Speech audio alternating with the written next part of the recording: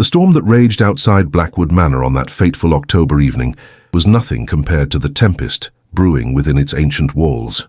Lady Vivian Ashford stood at the window of her guest chamber, watching the rain lash against the diamond-paned glass with a violence that matched her own turbulent emotions. She had come to this remote Yorkshire estate as part of a house party, expecting nothing more than the usual round of polite conversation and tedious social obligations that characterized such gatherings.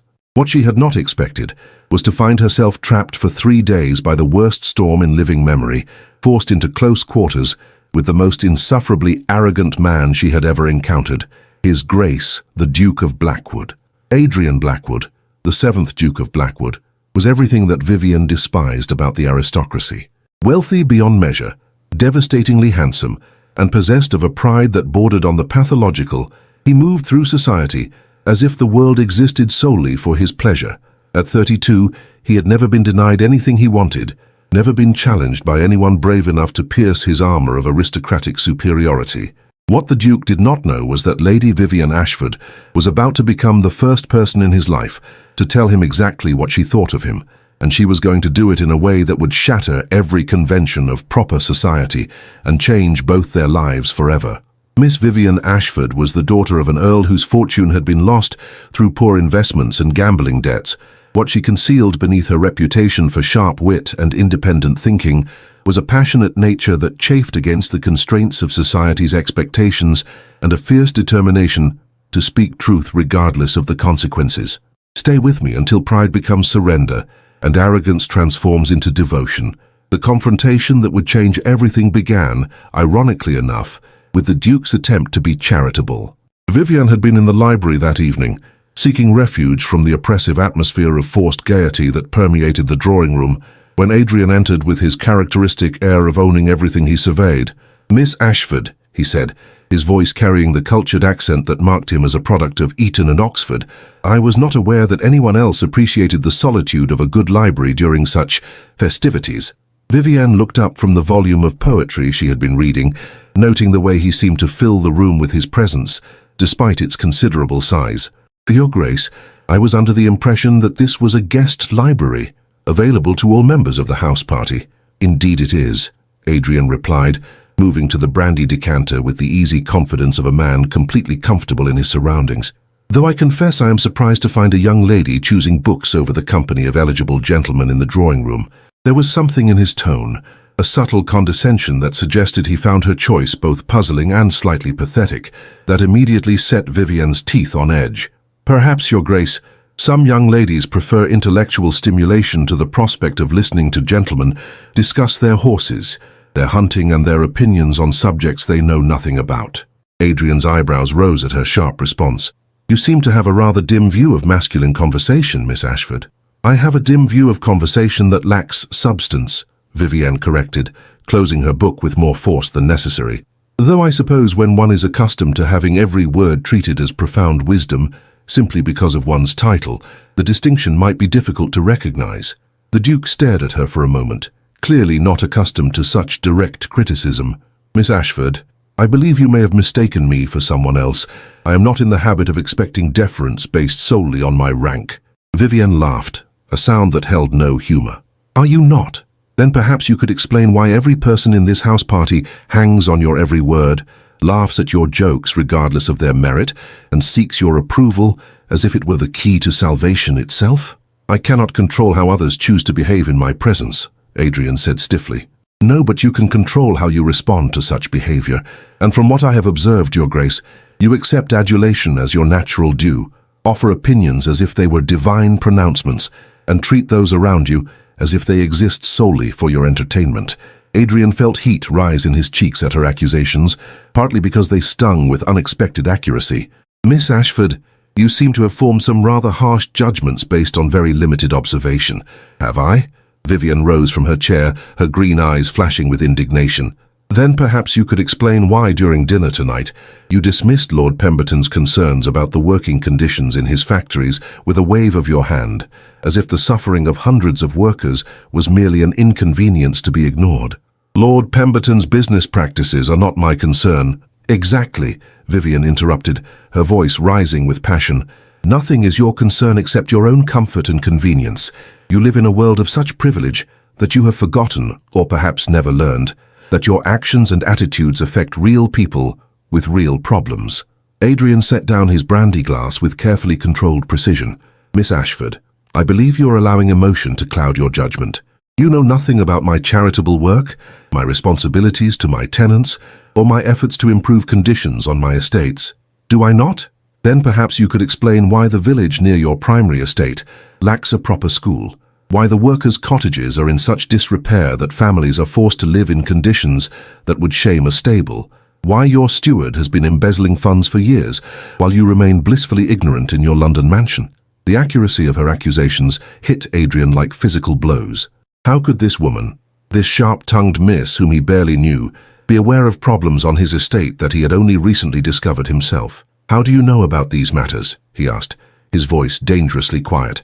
Because, unlike you, Your Grace, I pay attention to what happens beyond the walls of my comfortable existence. I correspond with reformers. I read reports about working conditions. I listen when people speak about their struggles instead of dismissing them as beneath my notice. And you feel qualified to judge me based on such research? Vivian moved closer, her eyes blazing with righteous anger. I feel qualified to judge you based on your actions and your attitudes. You're a man of immense wealth and influence, who chooses to use neither for any purpose beyond your own gratification. You could be a force for good in this world, but instead you are merely ornamental. The word hung between them like a gauntlet thrown down in challenge. Adrian had been called many things in his life: powerful, handsome, influential, but never ornamental. The suggestion that he was merely decorative, that his life lacked substance or purpose, struck at something deep within him that he had never acknowledged. Miss Ashford, he said, his voice tight with controlled anger, you are entitled to your opinions, however misguided they may be. But I will not stand here and be lectured by someone who knows nothing about the responsibilities that come with my position. Responsibilities. Vivian's laugh was bitter. Your Grace, the only responsibility you seem to acknowledge is the obligation to maintain your own comfort. When did you last visit your estates? When did you last speak directly with your tenants about their needs? When did you last use your seat in Parliament to advocate for anything more meaningful than your own interests? Adrian felt his carefully maintained composure beginning to crack under the assault of her words. You know nothing about my work in Parliament. I know that you have spoken exactly 3 times in the past 2 years, and each time it was to oppose legislation that would have improved working conditions or expanded educational opportunities for the poor.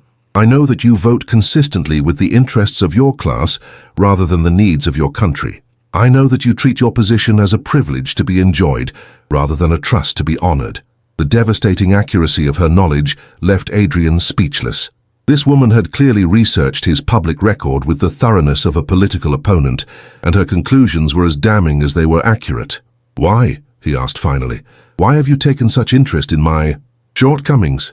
Vivian's expression softened slightly, revealing a vulnerability beneath her anger. Because I had hoped, that is, I had thought that perhaps someone with your advantages might choose to use them for something meaningful. I had hoped that beneath the arrogance and self-satisfaction, there might be a man capable of caring about something beyond his own reflection. And you have concluded that such hope was misplaced.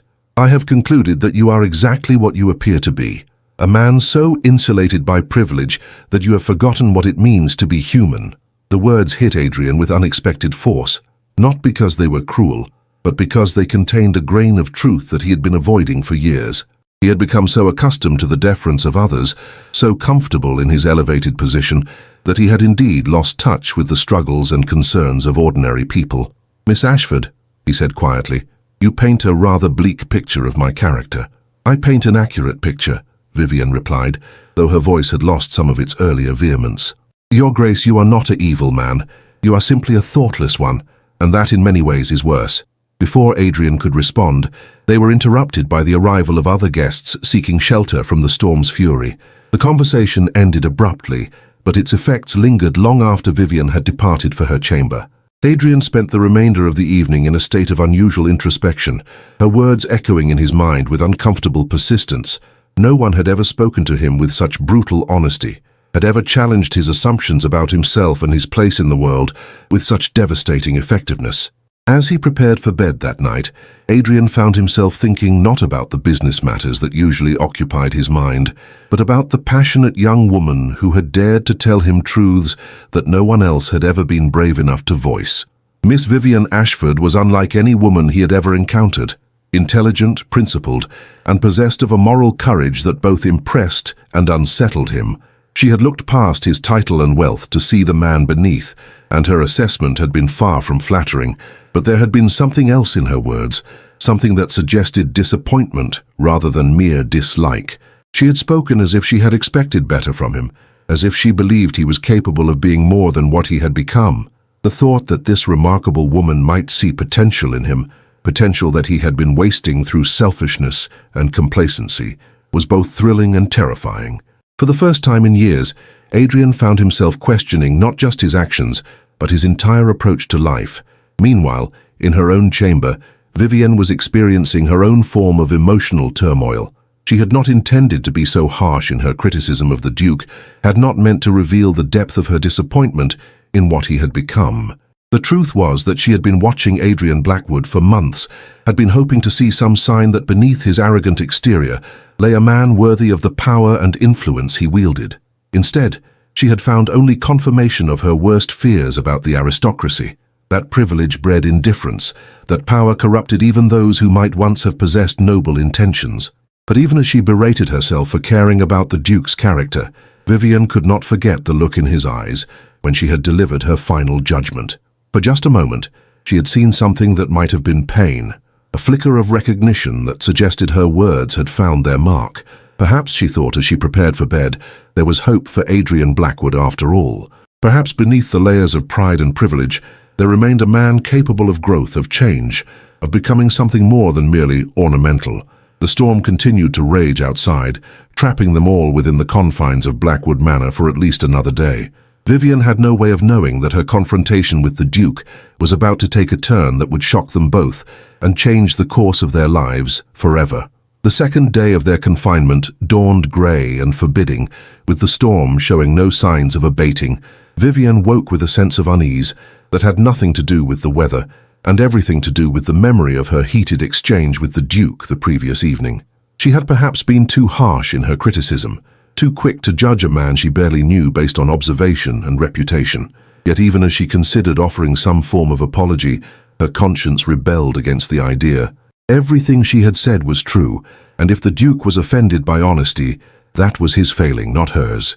The morning passed quietly enough, with the house party guests occupying themselves with cards, reading, and the kind of desultory conversation that filled enforced leisure.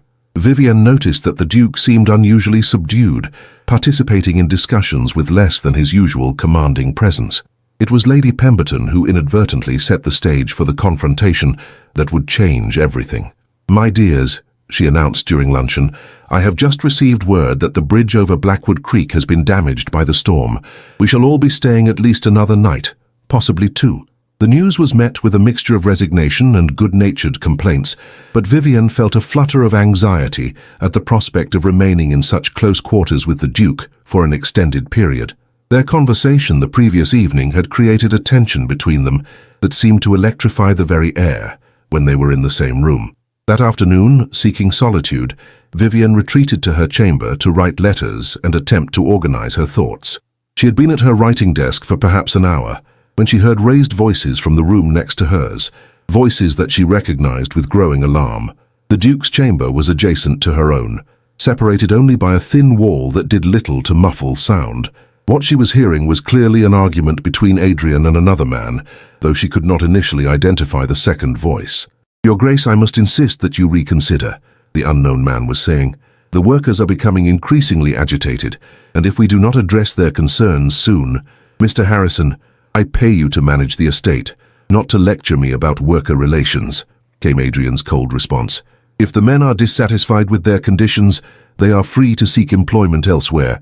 Vivian felt her blood run cold as she realized she was overhearing a conversation about the very issues she had raised with the Duke the previous evening. Mr. Harrison was clearly Adrian's estate manager, and he was trying to address the problems that the Duke seemed determined to ignore. "Your Grace, with respect, the situation is more serious than you seem to understand." The cottages are in such poor repair that several families are facing the prospect of homelessness as winter approaches. The school building has been condemned as unsafe, leaving the children with no access to education, and the reports of embezzlement.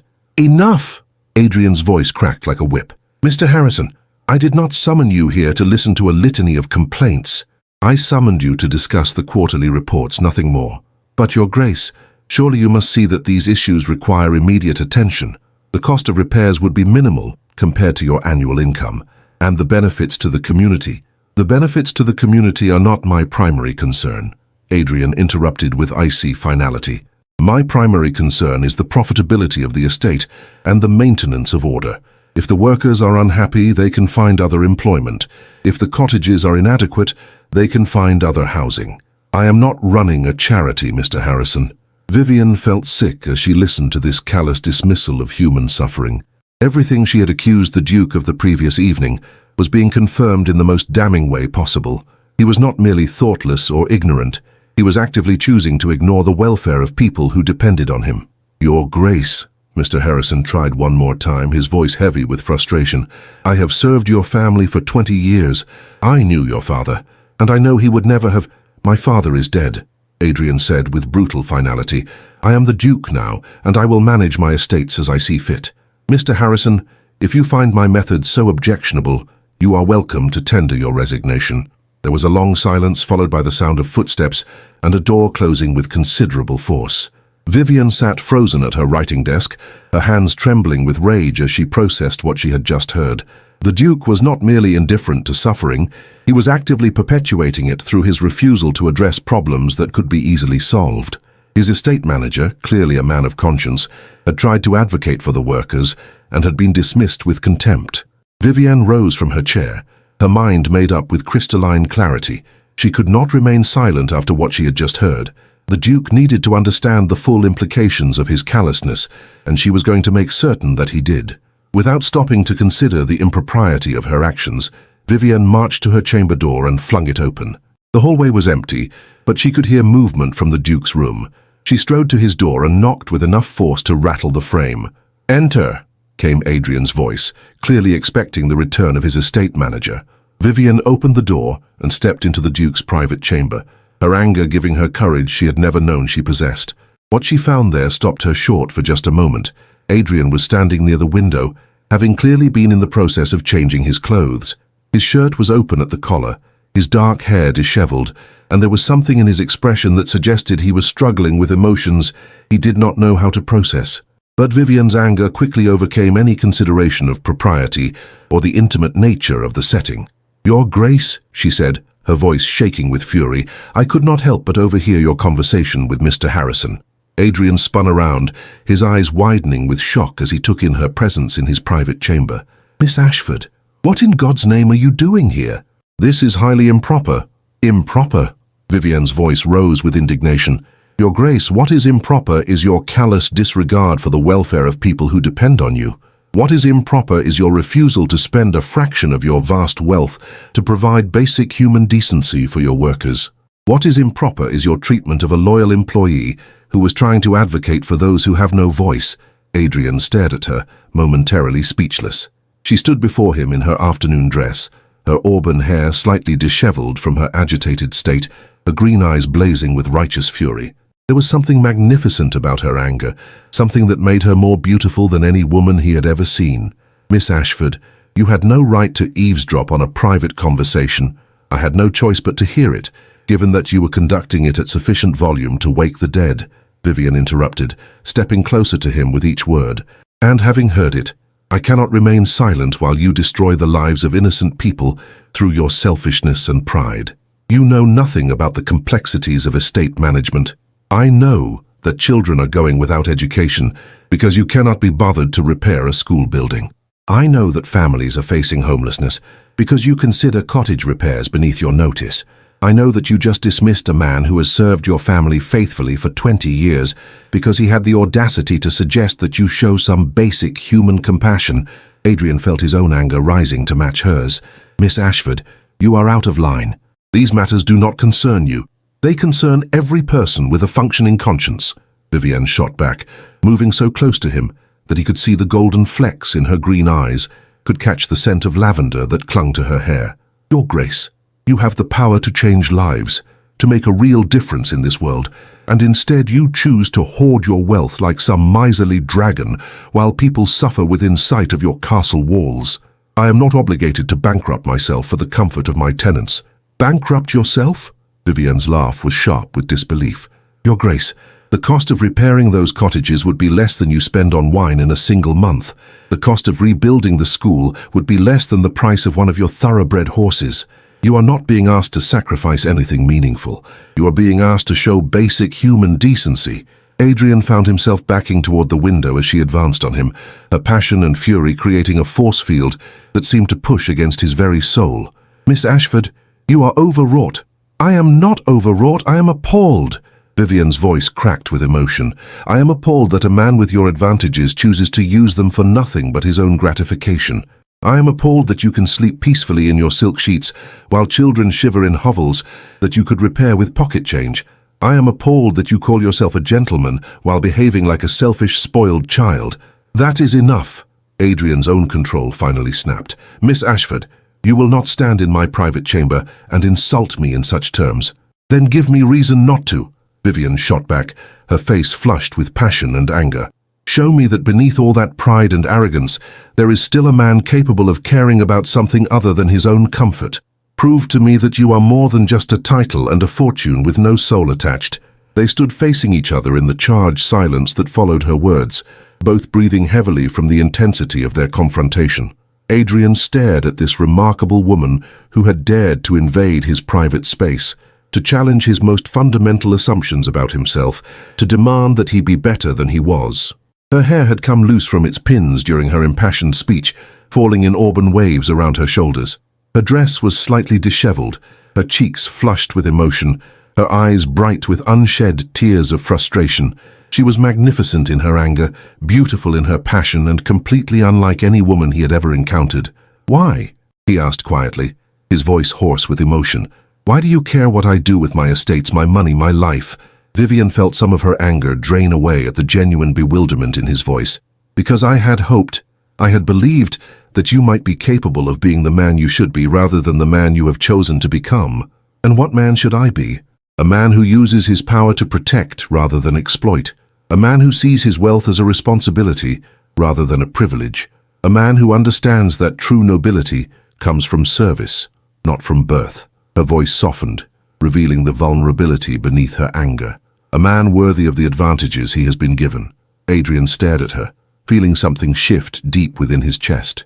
This woman, this passionate, principled, magnificent woman, had seen potential in him that he had never recognized in himself. She was not angry because she disliked him, but because she was disappointed in what he had become.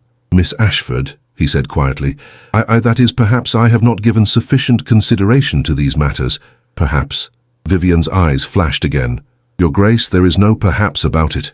You have been willfully blind to suffering that you could alleviate with minimal effort.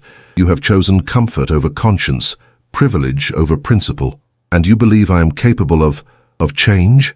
Vivian studied his face, seeing something in his expression that had not been there before. A crack in his armor of arrogance, a glimpse of the man he might become if he chose to embrace rather than ignore his responsibilities. I believe, she said slowly, that every person is capable of choosing to be better than they are. The question is whether you have the courage to make that choice. Adrian felt his world tilting on its axis as he looked at this extraordinary woman who had just delivered the most devastating and necessary lecture of his life. She stood before him in his private chamber, improper and magnificent, challenging him to be worthy of her good opinion. Miss Ashford, he said, his voice barely above a whisper, you are remarkable. Vivian felt her breath catch at the intensity in his voice, at the way he was looking at her as if seeing her for the first time. Your Grace, I should not have come here.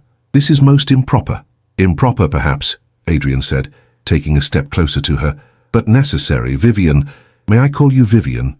She nodded, unable to speak as he moved closer, his grey eyes holding hers with an intensity that made her heart race. Vivian, you have just given me the greatest gift anyone has ever offered, the truth about myself, delivered with the courage that comes from genuine caring. I find myself quite undone by your honesty. Adrian, she whispered, using his given name without conscious thought. I did not mean to be so harsh. You meant to wake me up, he said, reaching out to touch a strand of her loose hair with gentle fingers. And you have succeeded beyond your wildest imagination. The moment stretched between them, charged with an electricity that had nothing to do with the storm raging outside, and everything to do with the tempest that had just erupted between them. Vivian realized that she was standing in a duke's private chamber, her hair loose, her dress disheveled, having just delivered the most improper lecture in the history of polite society.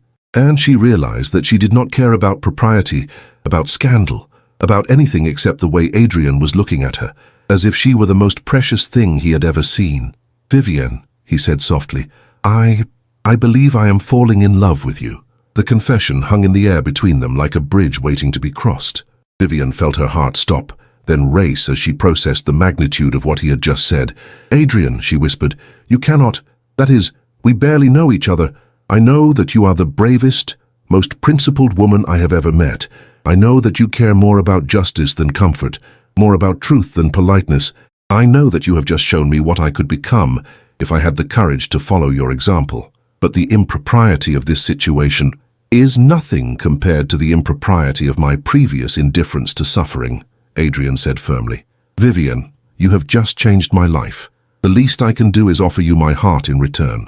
Before Vivian could respond, before she could process the full implications of what was happening, Adrian stepped closer and cupped her face in his hands with infinite tenderness. May I kiss you? He asked, his voice rough with emotion. Vivian looked into his grey eyes, seeing love there, seeing a transformation that she had helped to create, seeing a future that seemed impossible and wonderful and terrifying all at once. Yes, she whispered, and felt her world change forever as his lips met hers. The kiss was gentle at first, tentative, as if he were afraid she might disappear if he held her too tightly. But when Vivian responded, when her arms came up to encircle his neck, the kiss deepened into something that spoke of passion, long denied, and love, finally acknowledged. When they finally broke apart, both breathing heavily, Adrian rested his forehead against hers and smiled with a joy she had never seen in him before. Vivian, he said softly, will you help me become the man you believe I can be? Only if you promise to help me deal with the scandal that will inevitably follow when society discovers that I confronted a duke in his private chamber while dressed in such a compromising manner. Adrian laughed, a sound of pure happiness that transformed his entire face.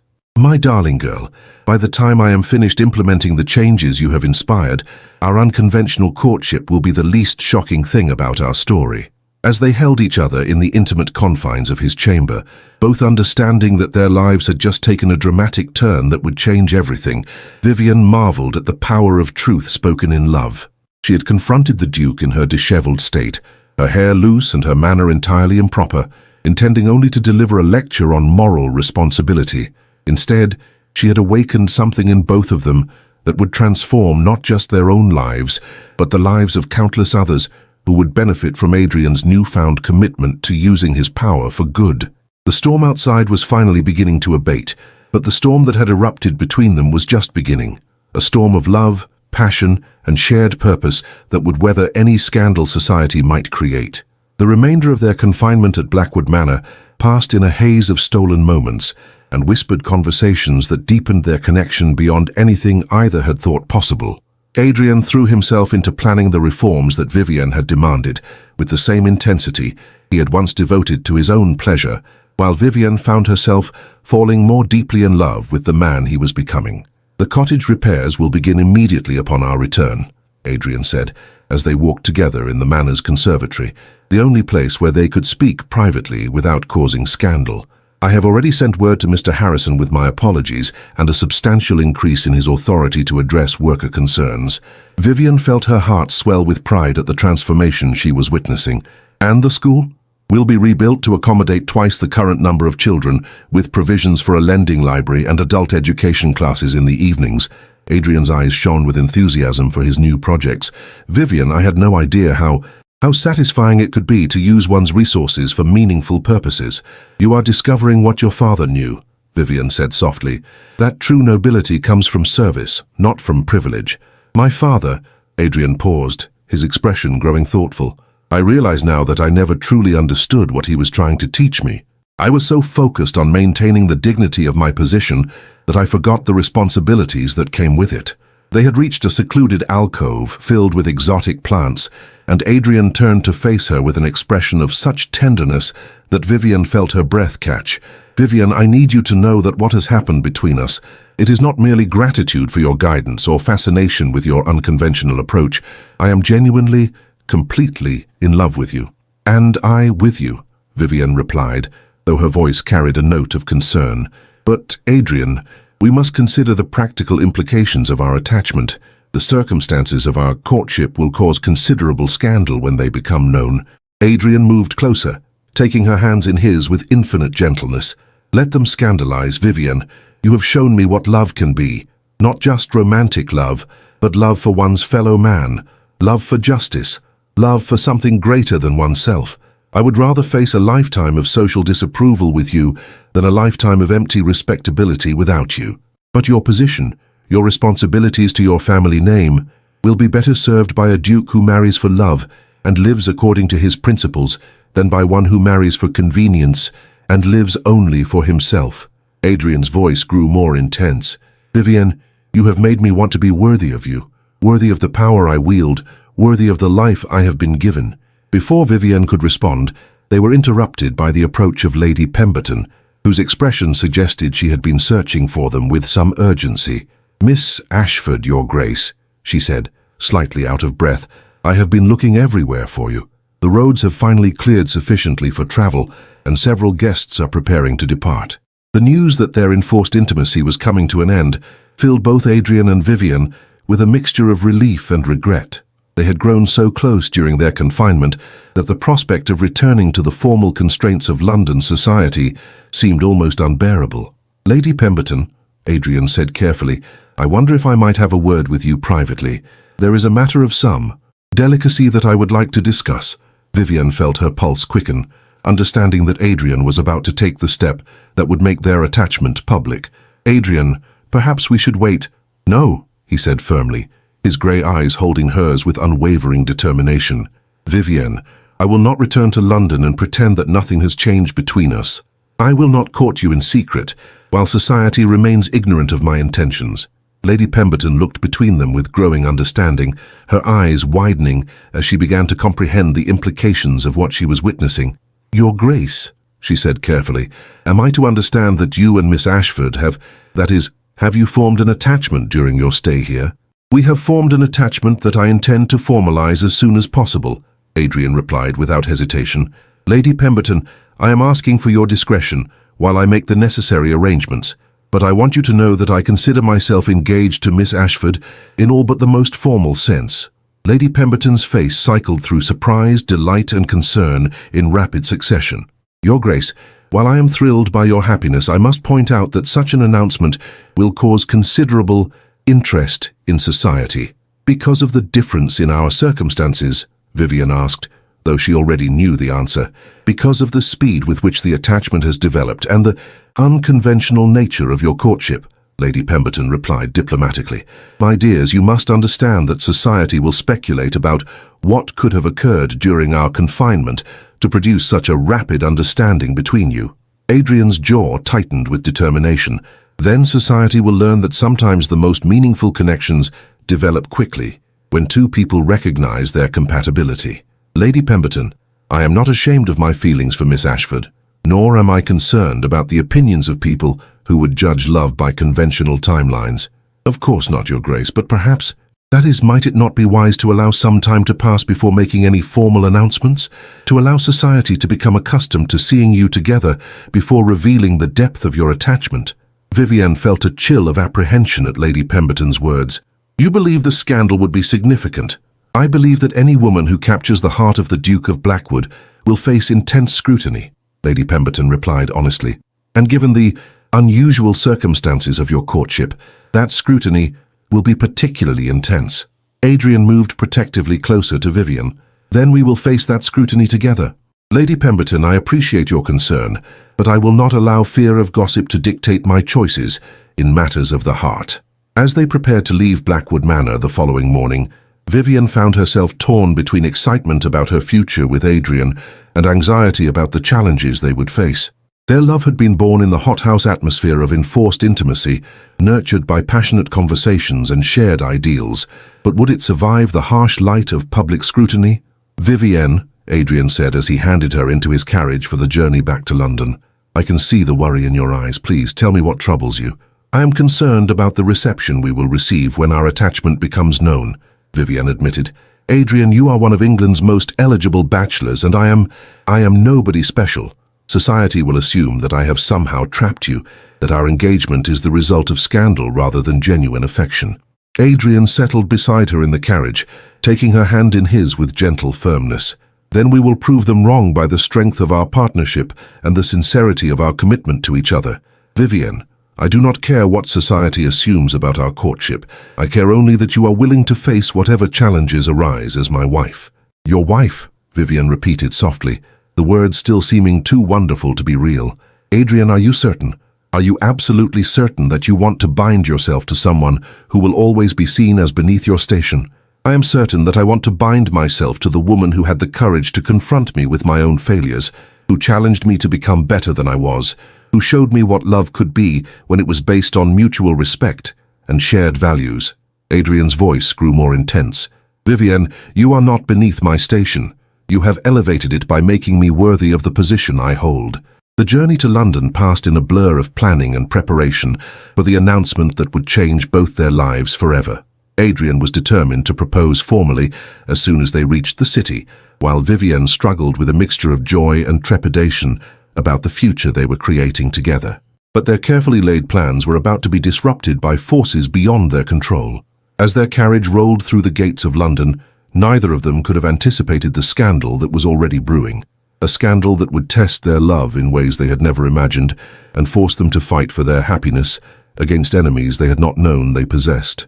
The confrontation that had begun in Adrian's private chamber was about to become a very public battle for the right to love without regard for social conventions, and the outcome of that battle would determine not just their personal happiness, but their ability to use their combined influence to create the changes that Vivienne had demanded and Adrian had embraced. The Duke, who had been transformed by love, was about to discover that some transformations came at a price that society was not prepared to accept. But with Vivienne beside him, he was ready to pay any price necessary to protect the love that had changed his life and the woman who had made him a better man. Their unconventional romance was about to face its greatest test, and the world would soon learn whether love born of confrontation and nurtured by shared ideals was strong enough to overcome the forces arrayed against it. Their return to London was met with exactly the kind of intense scrutiny that Lady Pemberton had predicted. Within hours of their arrival, the drawing rooms of Mayfair were buzzing with speculation about the Duke of Blackwood's obvious attachment to Miss Ashford and the speed with which their relationship had developed during the house party. "It is most irregular," pronounced the Dowager Countess of Pemberton as she held court in her elegant drawing room. "One does not form lasting attachments during a few days of enforced proximity. There must be more to this story than meets the eye." "Indeed," agreed Lady Worthington with obvious relish. "I have it on good authority that Miss Ashford was seen entering the Duke's private chambers during their stay at Blackwood Manor, most compromising if true." The rumours spread with the speed and viciousness that characterised London society at its worst. By the end of their first week back in the city, Vivienne found herself the subject of whispered conversations that ranged from merely unkind to positively vicious. "My dear Miss Ashford," said Mrs. Hartwell during a morning call that was clearly motivated by curiosity rather than friendship, "you seem to have made quite an impression on His Grace during your recent adventure. How fortunate that the storm provided such opportunities for conversation." Vivienne felt her cheeks burn at the woman's insinuating tone, but she forced herself to respond with dignity. "The Duke and I discovered that we share many interests and values, Mrs. Hartwell. It is always pleasant to find such compatibility." "Compatibility," Mrs. Hartwell repeated with a knowing smile.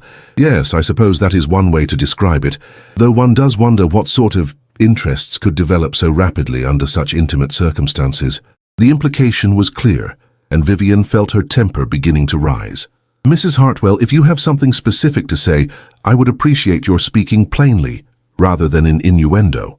"Oh, my dear, I would never presume to make accusations. I merely observe that society finds rapid attachments curious particularly when they develop between people of such different stations.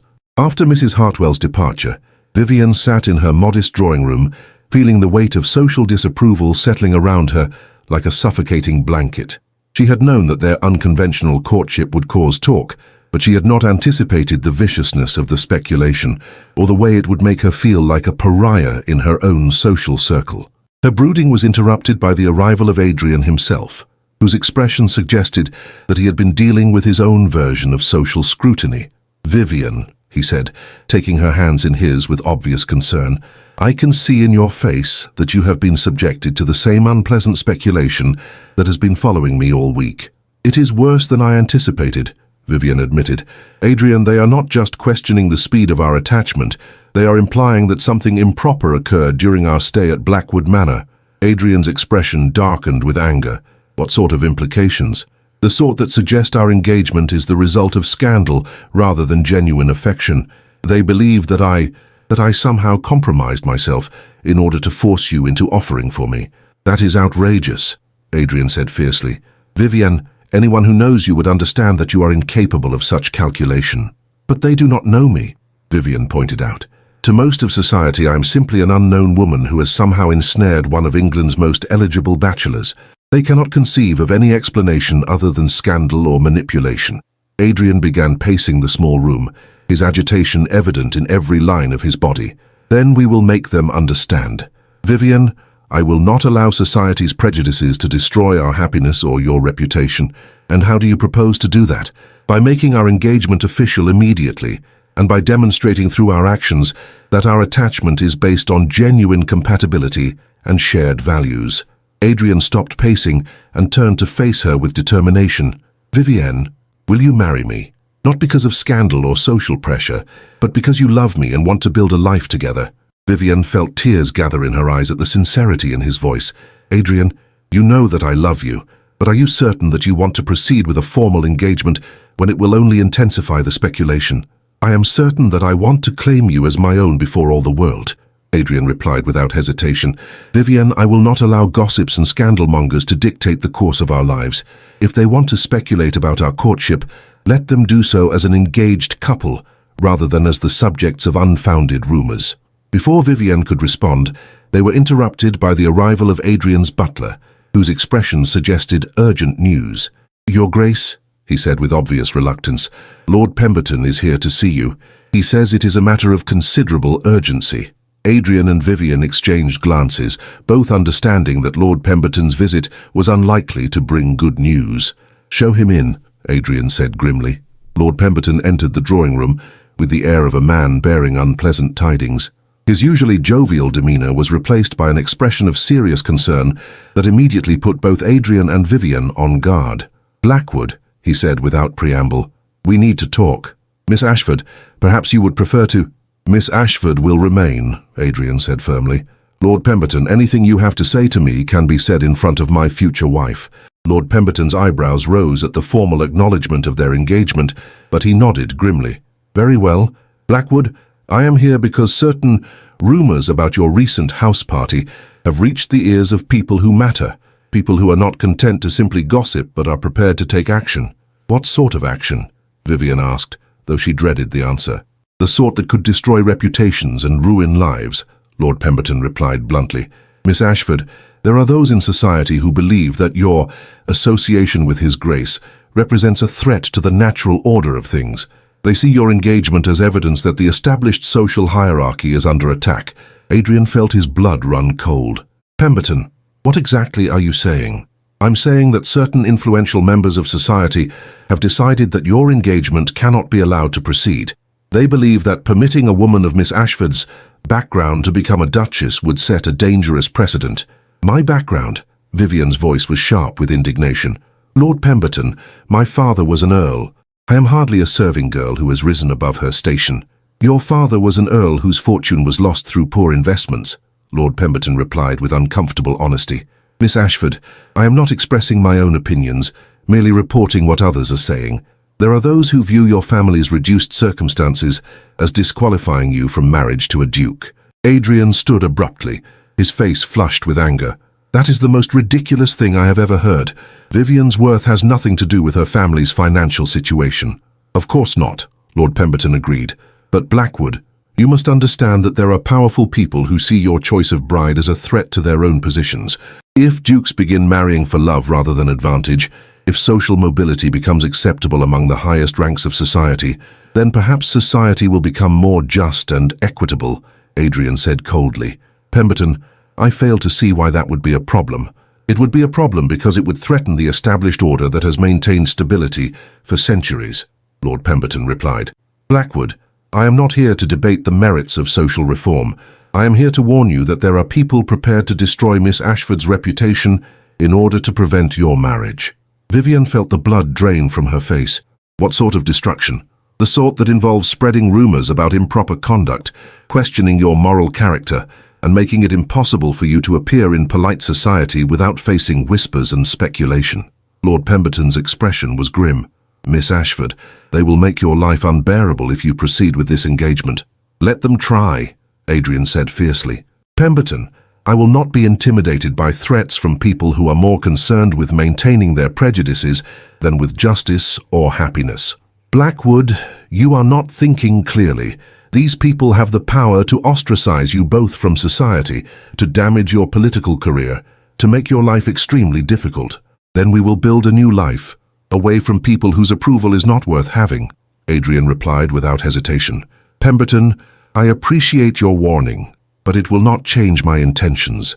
I am going to marry Vivian, regardless of what society thinks about it. Lord Pemberton looked between them with obvious concern. I was afraid you would say that. Blackwood, Miss Ashford, please reconsider. The forces arrayed against you are more powerful than you realize. After Lord Pemberton's departure, Adrian and Vivian sat in stunned silence, both processing the magnitude of the opposition they faced. Adrian, Vivian said finally, perhaps we should reconsider. If our marriage will cause such difficulties for you, our marriage will cause difficulties for people who deserve to have their comfortable prejudices challenged, Adrian interrupted firmly. Vivian, I will not allow threats and intimidation to dictate my choices. I love you and I intend to marry you regardless of what anyone else thinks about it. But the consequences will be whatever they are, Adrian said, moving to take her in his arms. Vivian, you transformed my life by having the courage to confront me with uncomfortable truths. Now I am asking you to have the courage to face whatever challenges our love might bring. Vivian looked into his grey eyes, seeing love there, seeing determination, seeing a man who was prepared to sacrifice everything for their happiness. Adrian, are you certain? Are you absolutely certain that I am worth such a battle? You are worth any battle, Adrian said without hesitation. Vivian, you made me a better man, and I intend to spend the rest of my life proving myself worthy of the gift you have given me. As they held each other in the gathering dusk, both understanding that they were about to face the fight of their lives, Vivian marveled at the journey that had brought them to this moment. A confrontation born of anger and frustration had become a love strong enough to challenge the very foundations of society.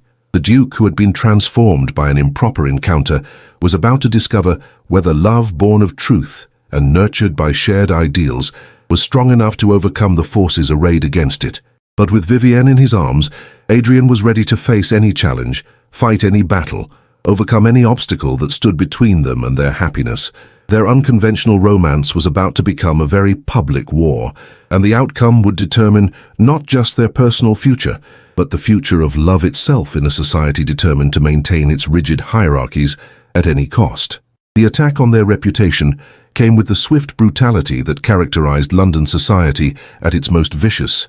Within days of Lord Pemberton's warning, carefully orchestrated rumours began circulating that painted Vivian as a calculating fortune hunter who had deliberately compromised herself with the Duke in order to force an engagement.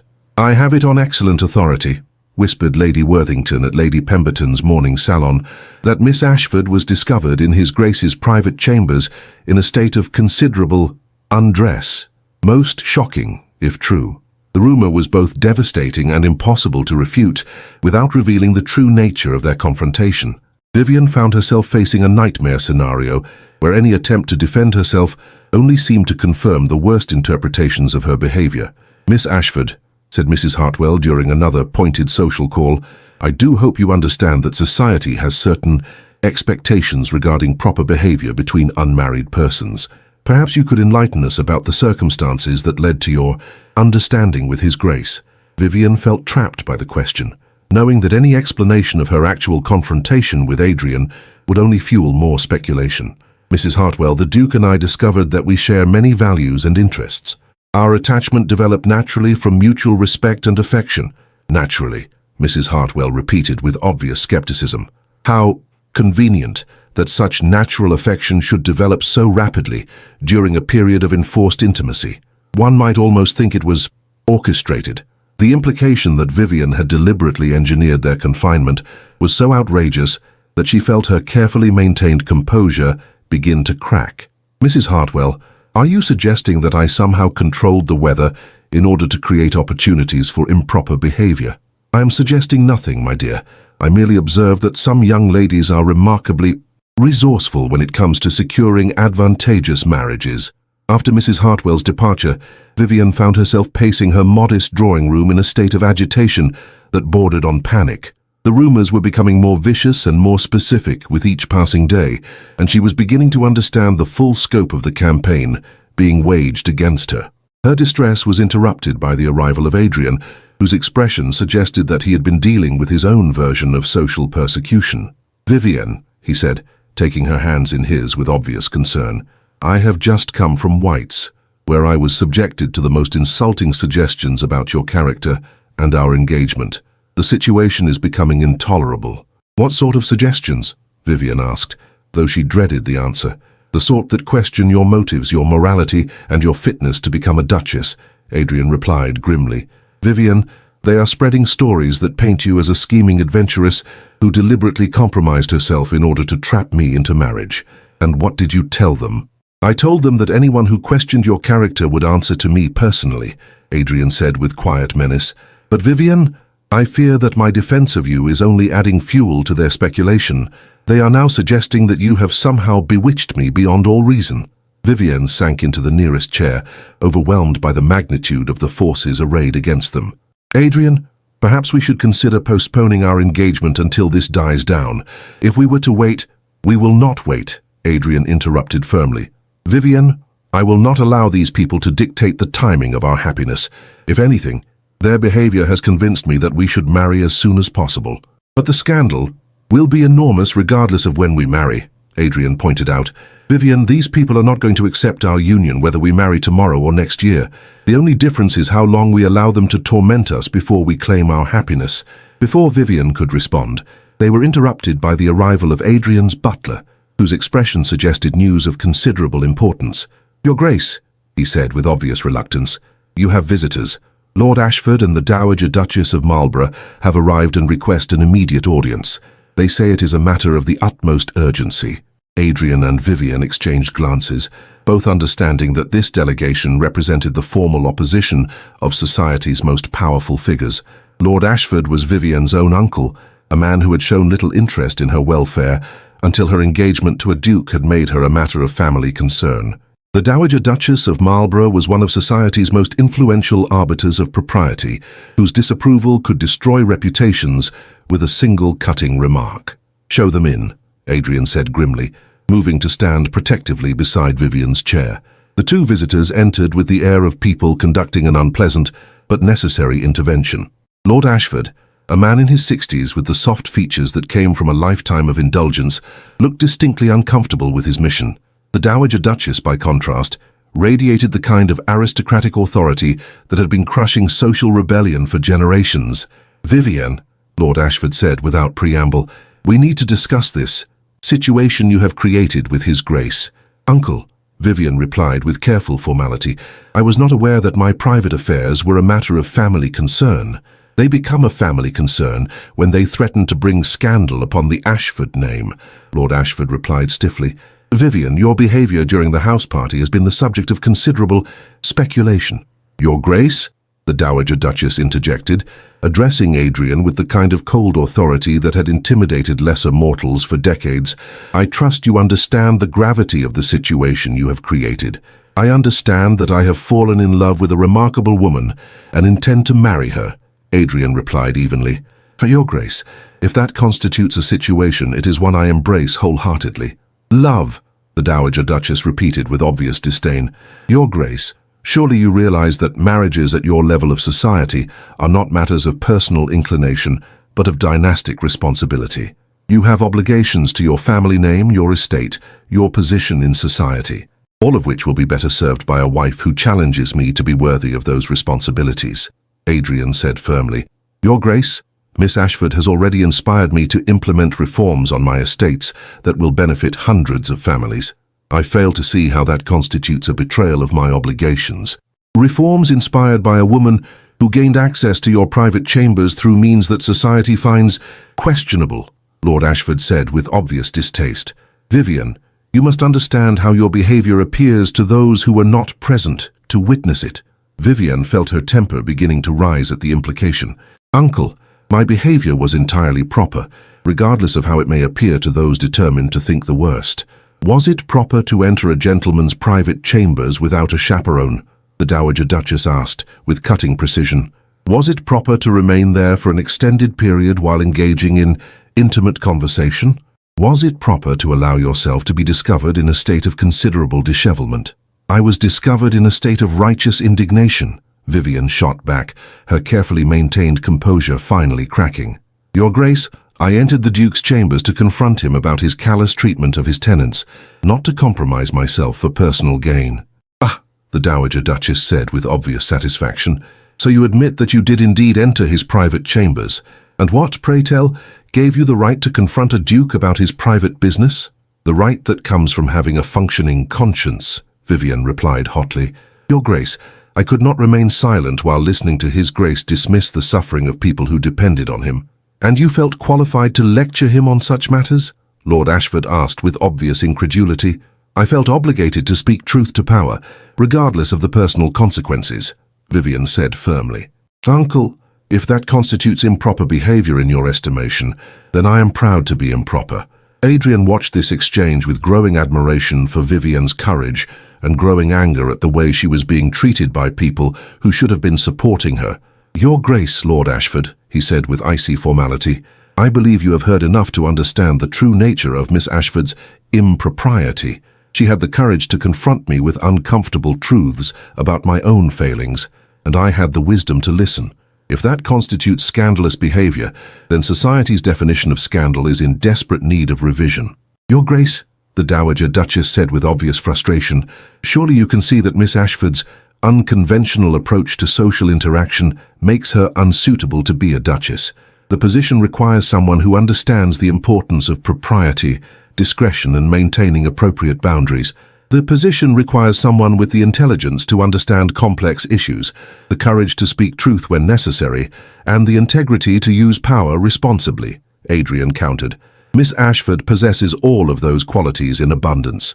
She possesses the qualities of a reformer or a bluestocking, Lord Ashford said dismissively, not the qualities of a duchess. Then perhaps it is time for society's definition of a duchess to evolve, Adrian replied with quiet determination. Lord Ashford, Your Grace, I appreciate your concern, but my decision is final. I am going to marry Miss Ashford, and I am going to do so with or without society's approval. The Dowager Duchess drew herself up to her full height, her expression one of cold fury. Your Grace, if you proceed with this marriage, you will find that society's disapproval has consequences you have not anticipated.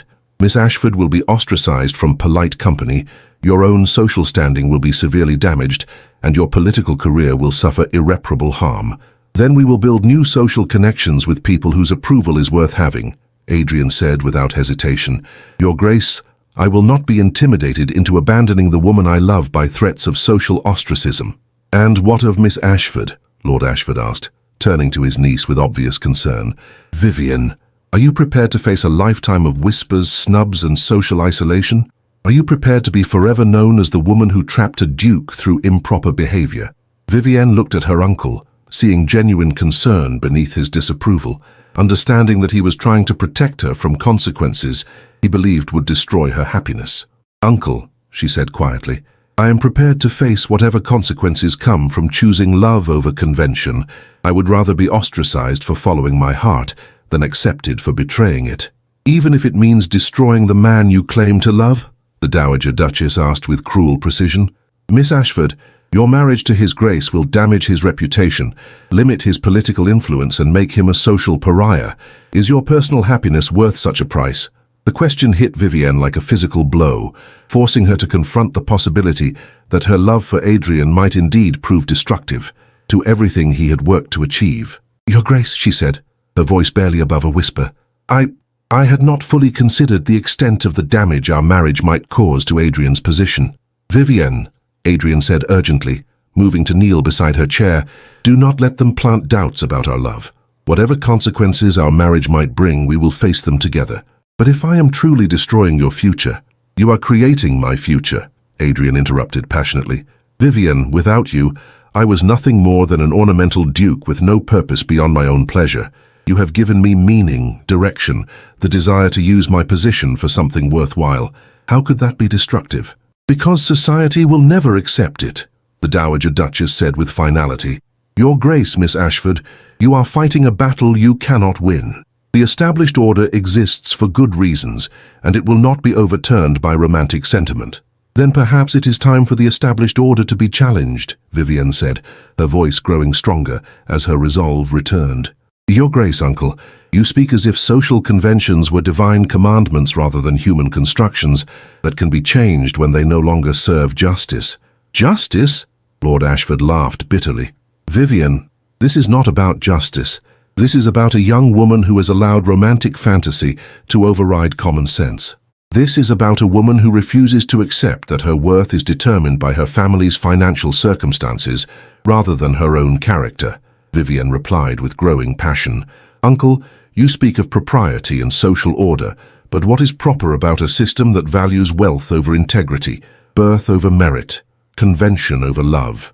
It is a system that has maintained stability for centuries, the Dowager Duchess said coldly.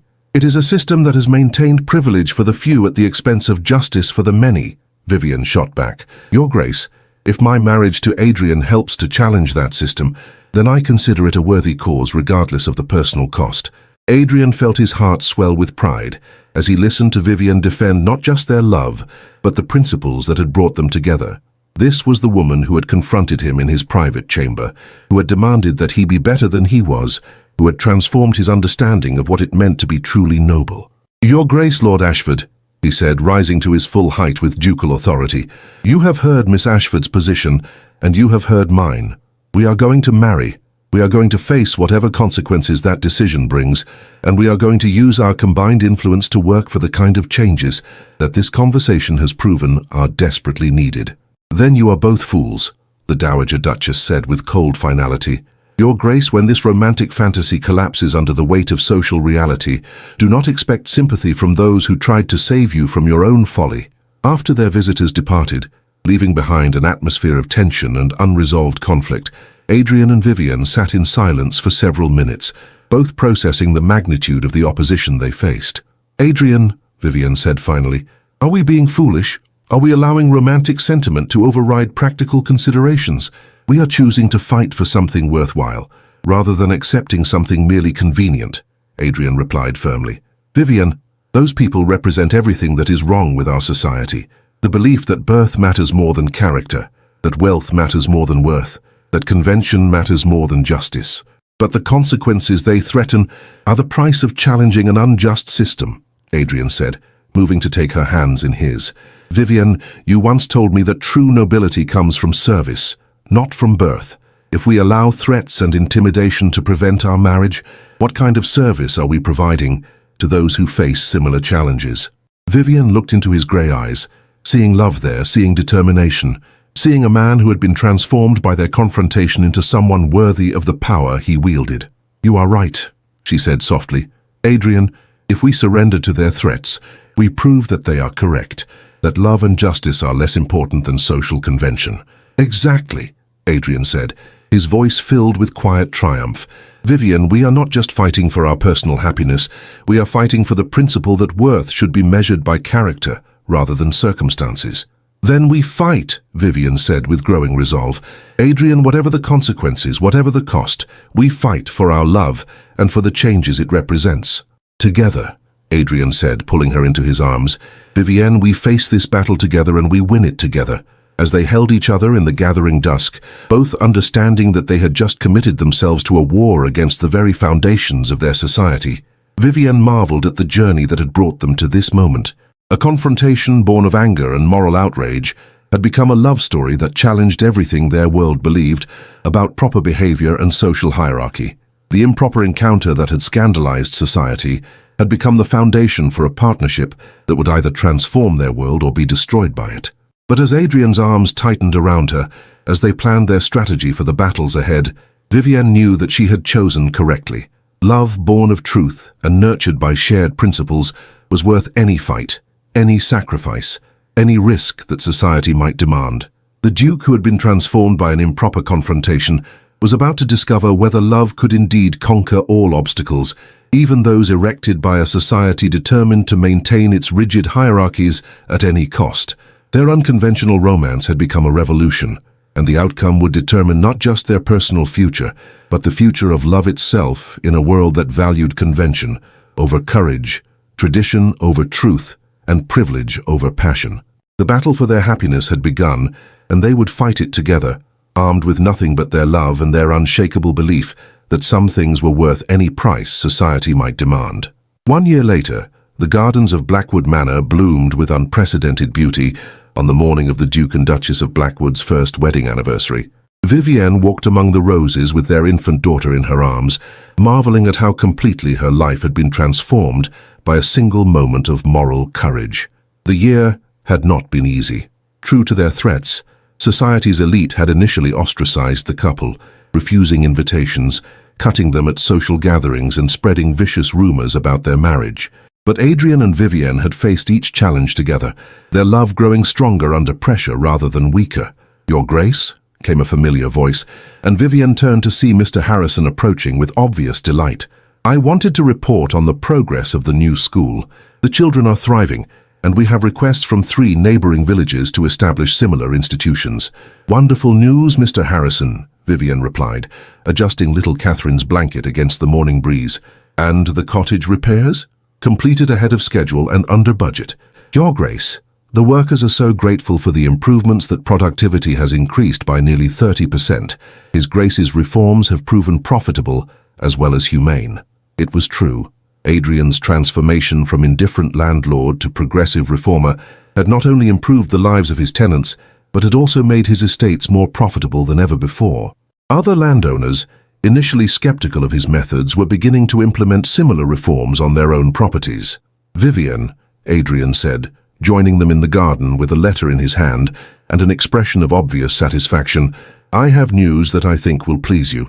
"What sort of news?" "An invitation to address Parliament about estate reform. It seems that our unconventional approach to social issues has attracted the attention of progressive members who are interested in legislative change." Vivienne felt her heart swell with pride. "Adrian, that is wonderful. Your voice in Parliament could influence policy across the entire country." "Our voice," Adrian corrected gently. "Vivienne, they have specifically requested that you accompany me to provide testimony about the practical implementation of reform measures. Your reputation as a social reformer has grown considerably over the past year." It was true. Despite society's initial rejection, Vivienne had found acceptance and admiration among London's intellectual elite. Her articles on social reform had been published in prestigious journals, her speeches at reform meetings had been widely quoted, and her work with charitable organizations had earned recognition from unexpected quarters. "The Queen herself has expressed interest in meeting you," Adrian continued with obvious pride. "It seems that Her Majesty has been following your work and wishes to discuss the possibility of royal patronage for your educational initiatives." Vivienne stared at him in amazement. "The Queen? Adrian, surely you are mistaken." "I am not mistaken," Adrian said with a grin that transformed his entire face. "My darling wife, you have become one of the most respected voices for social reform in England. The woman who once confronted a duke in his private chambers has become a force for change that even royalty recognizes." As they walked together through the gardens where their love had first bloomed, surrounded by the evidence of the changes they had implemented together, Vivienne reflected on the extraordinary journey that had brought them to this moment. "Do you ever regret it?" Adrian asked, echoing a question that had become a ritual between them. The scandal? The ostracism? The battles we have had to fight? Never, Vivian replied without hesitation. Adrian, we have proven that love can indeed change the world when it is based on shared principles and mutual commitment to justice. And what of society's acceptance? Does it matter to you that we are finally being recognized for our work, rather than condemned for our unconventional courtship? Vivian considered the question seriously. Over the past year, as their reforms had proven successful and their marriage had demonstrated its strength, society's attitude toward them had gradually shifted. They were no longer seen as scandalous rebels, but as progressive leaders whose unconventional beginning had led to remarkable achievements. It matters because it means we can accomplish more, she said finally. But, Adrian, I would have been content to remain outcasts forever if that was the price of our happiness. As would I, Adrian agreed, stopping to face her directly. Vivienne, you saved me from a life of meaningless privilege and showed me what it means to use power responsibly. You are the best thing that has ever happened to me, and you prove that even the most arrogant duke can be transformed by love, Vivian replied with a smile that was both tender and mischievous. Though I must say, your transformation has been quite remarkable. Remarkable enough to inspire others, it seems, Adrian said with satisfaction. 3 more dukes have implemented similar reforms on their estates this year, and 2 have married for love rather than advantage. Perhaps we have started something of a revolution of the heart, Vivian mused. I rather like the sound of that. As they settled on a garden bench with their daughter between them, watching the sun rise over the estate that had become a model for progressive land management, Vivian marveled at the power of truth spoken in love. She had confronted Adrian in her disheveled state, her hair loose and her manner entirely improper, intending only to deliver a lecture on moral responsibility.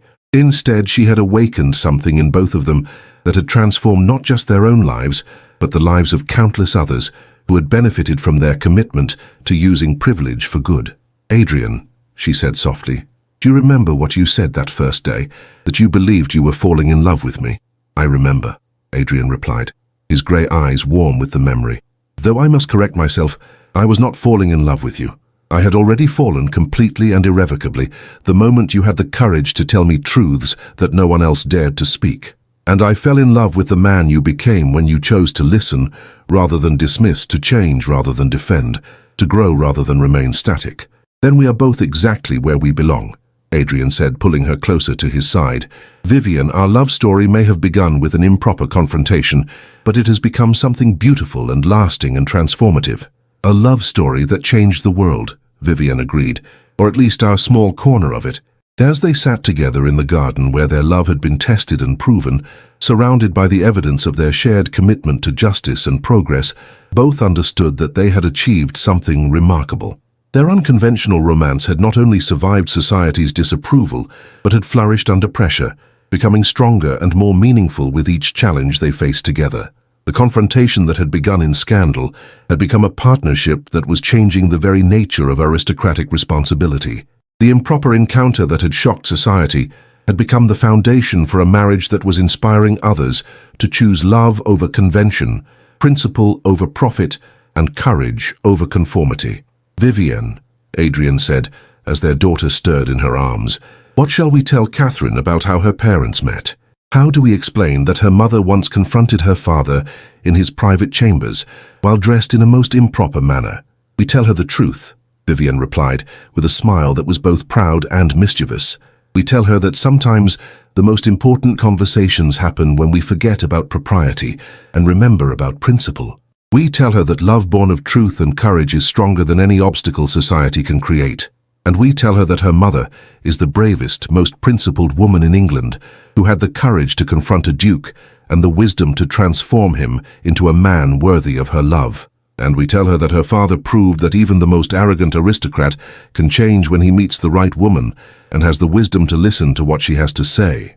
As the sun climbed higher in the sky, casting golden light over the gardens that had witnessed their transformation, from adversaries to lovers to partners in reform, Adrian and Vivienne held each other close and celebrated the love that had changed everything. Their story had begun with an improper confrontation that had scandalized society and ended with a marriage that was inspiring a new generation of aristocrats to use their privilege responsibly. The Duke, who had been transformed by love, had become a leader in social reform, while the woman who had confronted him in her disheveled state had become one of England's most respected advocates for justice. Together, they had proven that love could indeed conquer all obstacles when it was based on shared values, mutual respect, and the courage to fight for what was right, regardless of the personal cost. Their unconventional romance had become a revolution that was changing the very nature of aristocratic society, one heart at a time. The improper encounter that had shocked the world had become the proper foundation for a love that would last for all the seasons of their lives, inspiring others to choose courage over convention and proving that sometimes the most beautiful love stories begin with the most scandalous confrontations. If this tale of improper confrontations, transformative love, and the courage to challenge society touched your heart, please give this video a like and subscribe to our channel for more passionate historical romances. Share your thoughts in the comments below. Would you have had the courage to confront a duke in such an improper manner? Could you have fought against an entire society for the sake of love? Your engagement helps us bring you more stories where love conquers all obstacles and proves that the most beautiful transformations often begin with the most scandalous moments. Thank you for joining us in the gardens and drawing rooms of England, and until our next romantic tale unfolds, remember that sometimes the most important truths are spoken when we forget about propriety and remember about principle.